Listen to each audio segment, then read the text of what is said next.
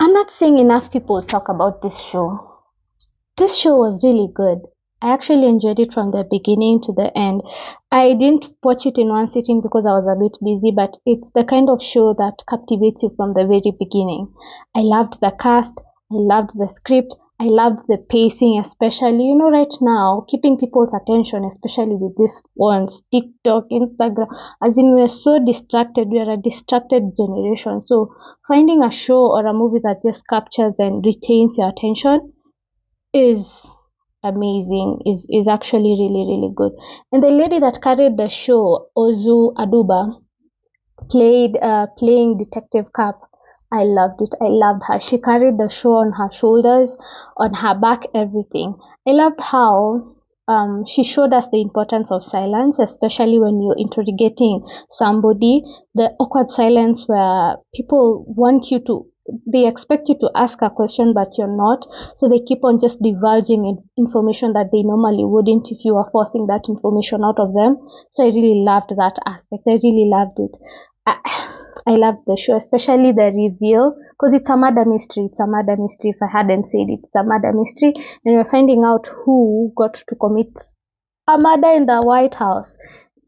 And this show is just good. As I said, Ozuaduba carried the show. The cast as well was really, really, really, really great. And another tidbit of information that I found interesting is that Giancarlo Esposito, I usually butcher this name, was actually standing in for this guy who used to play Captain Holt, if you remember, Andre Baga.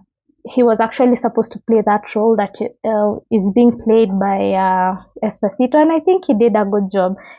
Andre would also have done great because he's a great actor. So I think him standing in for Andre was really, really good because he also carried the role really, really well. So I really loved this show. I loved the reveal, especially the last 3 episodes. Ooh, they were like, go, go, go, go. And the fact that I really couldn't tell who committed the crime of, but sometimes you are able to deduce maybe this one is the one.